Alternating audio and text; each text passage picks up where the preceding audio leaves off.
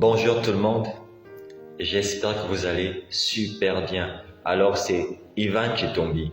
Aujourd'hui j'aimerais partager avec vous trois thématiques importantes, à savoir l'amour, la compassion et l'empathie. Il faut dire que l'amour, la compassion, l'empathie sont vraiment des thèmes et des valeurs qui font partie intégrante de ma vie.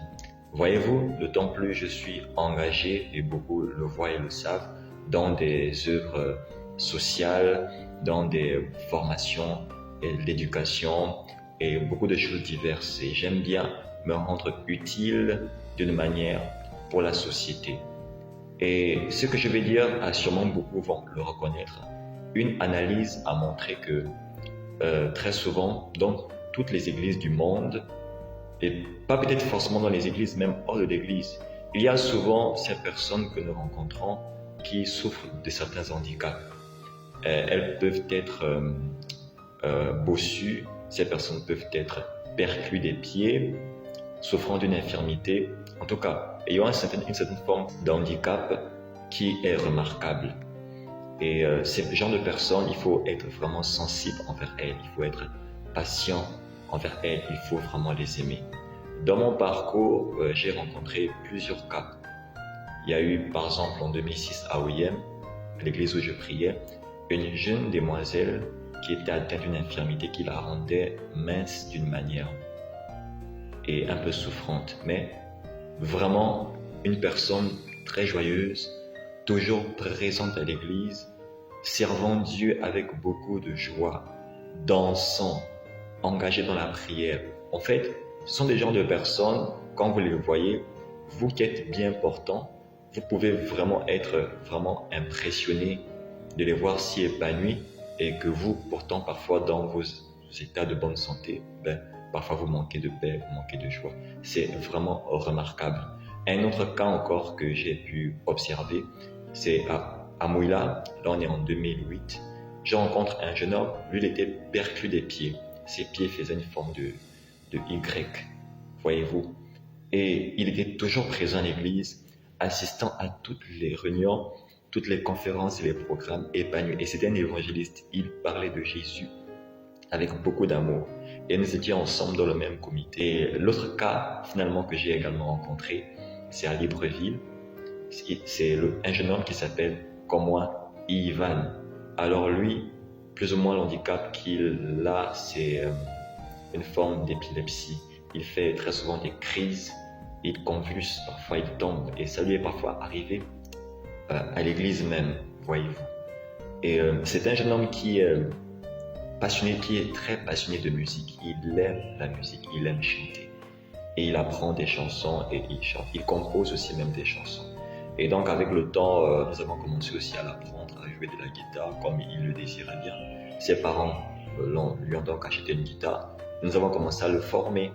Il faut dire que son apprentissage prend beaucoup de temps parce que mémoriser les accords, vraiment dans son état, ça n'a pas été très facile. Mais il faut être patiente envers lui, il faut davantage être sensible et l'aimer, l'apprécier. Je l'aime beaucoup à telle enseigne que je passe souvent le voir à la maison. Et en même temps, on passe beaucoup de temps, je connais sa famille, ses parents me connaissent aussi. Et ce petit frère a fini par me considérer comme son grand frère personnel, comme un mentor. Et il m'appelle très souvent à tout type d'heure, vraiment. Et vous voyez donc l'engagement et la responsabilité dans laquelle cela a fini par me mettre. Il faut dire qu'il aime beaucoup la musique et la musique finit par devenir comme une thérapie pour lui. Ça l'aide à se soigner. Il est heureux quand il chante. Et j'ai vu dans ça une mission particulière. On me l'a même aussi fait comprendre. C'est un cas. L'autre chose, c'est qu'il aime aussi beaucoup la communion fraternelle. Il aime se rassembler. Il n'aime pas trop forcément rester seul, cloîtré.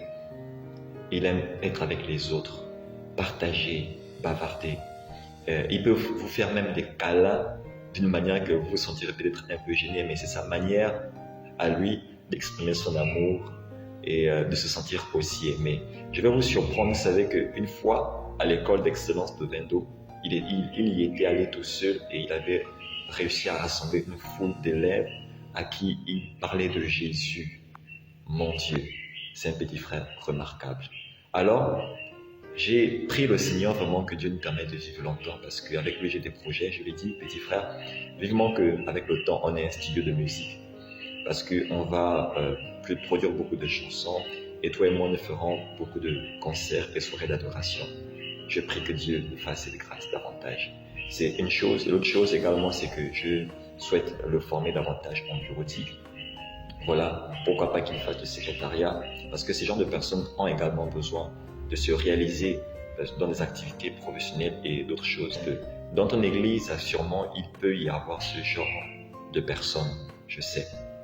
Vivement, je t'exhorte, manifeste de l'amour, de la compassion, de l'empathie envers ces personnes. Et je crois, ma foi, que Dieu s'en souviendra. Soyons bons envers les autres. Ne nous lassons pas de faire ce qui est bon, ce qui est bien. Et que Dieu vous bénisse abondamment. Je vous remercie.